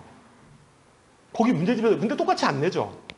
그러니까 거기 있는 내용들을 이제 변형을 해서 출제를 하시는 거예요. 숫자를 변형하는 것뿐만 아니라 문제를 좀 막 섞어버리든가 뭐 하여튼 뭐 그런 식으로 출제를 해요. 그러면 잘하는 아이들의 입장에서는 그런 문제들을 풀었을 때 그냥 단순하게 풀어서 답 맞았네 이게 아니라 좀 더 효과적인 풀이법에 대해서도 생각을 해야 돼요. 시간을 줄여야 되니까. 효과적인 풀이법에 대해서 생각해야 되고, 그 다음에 이것이 변형이 되면 어떻게 출제가 되는가까지도 머릿속에 생각을 해야 되는 거거든요. 이 아이들이 이렇게 되려면. 그러니까 그 정도로 좀 꼼꼼함이 필요해요. 그래야지만이 성적이 나올 수 있어요. 수능도 마찬가지예요. 이 아이들의 공부법은 뭐 수능 문제가 어떻게 똑같은 문제가 나오나요? 그렇지 않죠. 문제를 통해서 아이가 스스로 이 개념을 구조화시킬 수 있는 이러한 그 학습 방법을 선택해야 돼요. 그게 쌓이면 공부 잘 할 수 있죠. 그래서 이 아이들 같은 경우에 저희 학원에서는 이제 이 아이들, 뭐 보통 이제 아까 중위권 아이들하고 상위권 아이들, 이 아이들 때문에 좀 이제 하는 게, 뭐 이런 식의, 이제 뭐 이런, 여기 월간 수위 이런 거 있잖아요. 월간 수위. 월간 수위라고, 이거 저희 학원 그 월간 수익을 해가지고 아까 이거예요. 일일 학습지처럼 이렇게 애들한테 줘요. 아예. 이렇게 이제 언제 이렇게 뭐 예를 들면 보통 한 2문항 정도, 좀 잘하는 아이들은 뭐 한 4문항 이렇게 쓰기도 해요. 하루에 한 4문항 정도를 이렇게 풀게 하는 거죠. 이 문제를 그러니까 이제 학원에서 이렇게 미리 뭐 한 달치 정도의 월간 수익을 해서 이렇게 만들어요. 이렇게 만들어서 이렇게 주죠. 일부 아까 애들은 이제 프린트로 주기도 해요. 프린트로 한 주 단위로 해서 이렇게 줘서 이렇게 모아놓게 하기도 하고, 선생님에 따라서 이렇게 책으로 하기도 하고 이렇게 하죠. 근데 이거를 쓰는 거는 뭐 다른 게 아니라 아이들이 좀 뭐 이게 좀 계속 좀 생각을 해서 문제 해결력을 키우려고 하는 거죠. 문제 해결력을 키워서 좀 스스로 좀 생각하게 이렇게 하는 것들을 하는 거죠. 요것들을 좀 시키고 있고, 간단하게 그래서 보통 이제 우리가 우리가 이제 내신에 대한, 우리가 이제 내신이 되면 고등학교 내신 대비법에 대한 이게 시기별로 저희 학원에 대한 내신 대비법에 대해서 말씀을 드릴게요. 저희는 보통 이제 고등학교 1학년이 되면, 저희는 중학교 때까지는 그냥 가다가 고등학교 3월 달이 되면 저희 학원은 아예 학교별로 반편성을 해요. 분당에 19개 학교를 다 학교별로 반편성을 합니다. 내신은 어쨌든 학교 수업이 중요하잖아요. 학교 선생님이 어떤 교재를 쓰느냐, 어떤 프린트를 주느냐, 이게 굉장히 중요해요. 교과서도 어느 학교 교과서를 쓰느냐, 이게 굉장히 중요하죠. 중요하기 때문에 저희 학원에서는 그냥 학교별로 반편성을 하고, 보통 학교별로 한 2개 내지 2개 정도, 최소한 2개 정도 반들은 있어요. 이제 정 인원이 없으면 1개 반 정도 있는 학교들도 있긴 한데, 웬만하면 다 한 2개 학교씩은 돼요. 예를 들면 서영고등학교다 그럼 두 개, 뭐 A반, B반 이런 식으로 나누어서 해요. 나눠서 하고 뭐 학교별로 하면 장점이 굉장히 많죠. 학교 프린트 분석이 가능하죠. 반별로. 학교 선생님이 이제 프린트 내준 거 있을 거 아니에요. 선생님들이 다 분석해요. 그래서 유사 문제들 학교 프린트에서 냅니다. 물론 뭐 숫자를 변형하겠죠. 그래도 그 유형에서 이렇게 그리고 학교 선생님들이 강조했던 유형들이 있잖아요. 선생님들이 중요하다고 생각했던 유형들이 수학에서 있으니까 그런 것들을 가지고 학교 프린트 분석을 하게 되죠. 그런 것들은 굉장히 장점이죠.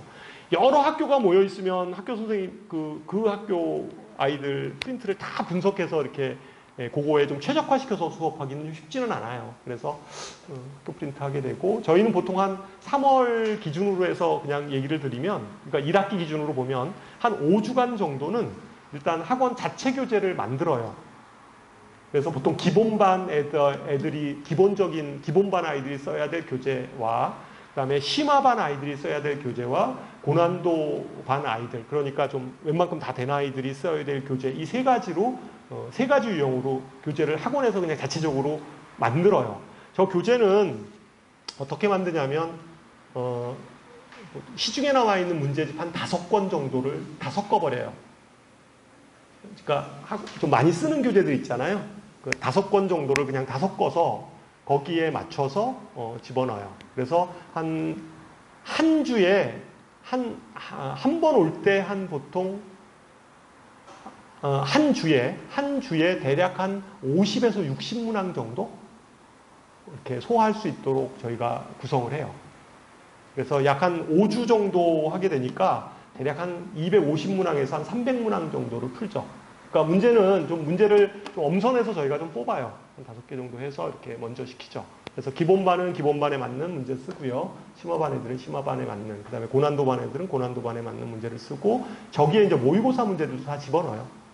모의고사 기출도 여기다 이제 다 집어넣어서 자체 교재를 가지고 대략 한 5주 동안 한 300문항 정도 아이들이 좀 쭉 그 중간고사 기간 동안에 풀어야 될 문제들을 먼저 좀 연습을 시켜요. 저희 학원 같은 경우는 연습을 시키고. 이제 요게 이제 다 끝나고 나면 대략 한 이제 4월 초순 정도 되잖아요. 4월 초순에서 이제 4월 한 25일 정도까지는 기출을 저희가 기출 문제집을 또 줘요, 아이들한테. 그래서 기출 문제집을 줘서 주로 요 기출 문제집은 이것도 이제 단원별로 다 나눠놔요. 그러니까 분당에서 여태까지 한 2년, 3년 동안 이렇게 봤던 기출 문제집 학교에서 출제했던 기출 문제집을 다 단원별로 분류하고 좀 수준별로 분류시켜서 이것도 만들어요. 그 다음에 거기에 또 이제 평가원 모의고사는 계속 여기도 들어가 있고 여기도 들어가 있어요. 계속 평가원 모의고사도 또 좀 집어넣어서 좀 하고 뭐 이렇게 하고 요때 기간에는 이제 주로 요 한 5주 동안은 아까 얘기했듯이 그 좀 어려운 문항들 있잖아요. 이런 것들을 지금 양으로 풀 수 있는 건 아니니까 이런 것들을 일주일에 뭐 한 2문항 정도씩 줘서 요때는 시키다가 요때는 그러니까 기출 문제집이 들어가는 요 시점에는 기출 테스트를 계속 봐요. 주일에. 1회 단위로 계속 기출 테스트 보면서 기출 문제집 준 거 가지고 아이들 또 단원별로 연습시키고, 그 연습시키고, 시험 직전이 되면 이제 그때는 예상 문제집을 학교별로 다시 또 저희가 만들어요. 선생님들이 예를 들면 예를 들면 낙생고등학교를 지금 담당하고 있어요. 낙생고등학교에 맞는 좀 예상 문제집들을 저희가 요거는 문항이 한 100문항 이내 정도로 다시, 그러니까 이건 시험 뭐 전날 풀든가 아니면 그 직전 그때 좀 풀게 하든가 뭐 이렇게 해서 저희가 다시 선생님별로 만들고, 그 다음에 이때 이제 신규 테스트를 또 봐요. 그때는 이제 학교에서 막 시험이 학교별로 어떤 학교는 빨리 보기도 하고 어떤 학교는 늦게 보기도 하고 이러잖아요. 그러니까 그거 시험 볼 때마다 계속 문제집 확보해서 직전 대비할 때 저희가 신규 테스트 보게 하죠. 그래서 이제 그렇게 해서 좀 전체적으로 마무리를 하는 편이에요. 아마 제가 보기에는 대체적으로 공부하는 것도 학원을 다니지 않아도 대체적으로 이러한 패턴으로 하는 게 좀 좋지 않을까 이런 생각을 하고 있고, 그리고 한 가지 고등학교 들어가서는 어머님들 아시겠지만 고등학교 들어가서는 학기 중에는 선행시키지 않는 게 좋습니다. 고등학교 들어가서는 중학교 때는 막 학기 중에도 막 선행하고 그냥 시험 때만 내신시키고 이러잖아요. 근데 고등학교 들어가서는 그럴 시간이 없어요, 사실은. 수학만 하는 것도 아니고 뭐 영어만 하는 것도 아니고 국어만 하는 것도 아니잖아요. 그 모든 과목이 다 중요하기 때문에 기본적으로는 학기 중에는 선행을 안 하고 그냥 내신만 집중하는 게 맞습니다. 내신만 집중하는 게 맞는 거고, 뭐 그렇게 어쨌든 준비를 하면 됩니다. 그 정도 얘기를 했고, 요거 맨 마지막에, 요건 아까 제가 첫 장에서 설명했던 거 있잖아요. 그거 이렇게 넣어놨으니까 그거 보시면 될 것 같습니다. 그래서 제 얘기는 뭐 요 정도로 말씀드리면서 마치기로 하고, 혹시 뭐 궁금하신 거 있으세요? 학교별로 답변통할 때 명수가 사실 너무 작거나 이런 경우는 아, 그래도 가급적 뭐 한 명 이렇게 되면 좀, 근데 그런 일은 없더라고요. 보통 있어요. 네, 영동여고반 있죠. 당연히. 영동여고는 특히 학교별로 해야 돼요. 왜냐하면 그 학교는 그 학교 부교재가 그 모의고사 평가 EBS 교재 모의고사 문제집이거든요. 그래서 거기서 출제를 해요. 그래서 거기서 모의고사 문제집하죠. 그래서 영동여고도 따로 방편성해서 진행하고 있습니다. 예. 또 뭐, 예. 그러면 학기 중에는 내신을 방학 때는 어떻게 방학 때요? 방학 때는, 그러니까 여름방학하고 겨울방학이 조금 다른데요. 여름방학은 너무 짧아요. 그래가지고 실제 여름방학 때는 다시 좀 수준별로 다시 좀 아이들을 나눠요. 방학이니까 학교별로 돼 있다 하더라도 아이들이 좀 다르잖아요. 거기에 아이들이 좀 편차가 좀 있을 수 있어요. 어떤 아이들은 선행이 여기까지 돼 있는 아이들도 있고, 어떤 아이들은 뭐 다시 또 기본부터 좀 시켜야 되는 아이들도 있고 이렇잖아요. 그래서 여름방학 같은 경우에는 지금 현재 저희 학원 같은 경우는 일시 좀 여름방학 15일 동안 아이들을 다 좀 그 학교별로 돼 있는 거를 좀 약간 허물었어요. 여름방학 때는. 그냥 수준별로 좀 시켜놨다가 9월달 되면 다시 또 학교별로 모아서 진행을 하게 되죠. 그렇게 해서 진행을 해요.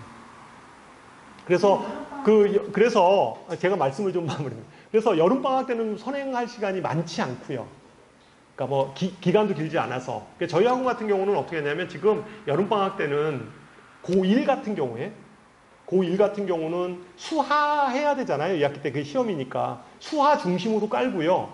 그리고 개중에 좀 선행을 그래도 여름방학 때 좀 하고 싶은 아이들이 수원 정도만 깔아놨어요. 다 똑같이. 수원 처음 듣는 아이들, 뭐 심화로 듣는 아이들, 고난도로 들을 아이들 이렇게 세 부류로 나눠놓고 나머지는 다 그냥 수화 중심으로 깔아놨어요. 근데 겨울방학이 되면 기간이 길잖아요. 그때는 좀 선행을 할 수 있도록 깔죠. 예. 또, 예. 중3 겨울방학 때는 예. 프로그램이 어떻게 깔려져요? 중3 때까지는 역시 마찬가지로 선행해왔던 게 있을 거 아니에요, 아이들이. 선행을 시켜요. 중3 겨울방학 때까지는. 그 선행 진도에 맞게 어떤 아이들은 뭐 수투를 해야 된다. 그러면 수투반도 있을 거고요. 다 이렇게 선행 진도에 맞춰서 아이들이 들 수 있도록 깔아놨고요. 대신에 모든 학년, 그 중3의 모든 반들이 고등학교 1학년 과정은 해야 돼요. 고1, 그러니까 수학상, 그 과정 있잖아요. 왜냐하면 그게 3월달부터 이제 내신 들어갈 거니까 그건 다시 같이, 그러니까 선행하고 그 고등학교 1학년 이제 들어갈 내용, 고등학교 1학년 과정에 대한 부분들은 같이 깔려 있죠. 예. 그거는 해야 돼요. 저희는 지금 중3인가요? 중3인데 제가 듣기로는 중3 겨울방학 때는 이제 고등학교 입학하기 전에 수상파를 계속 달린다. 하죠.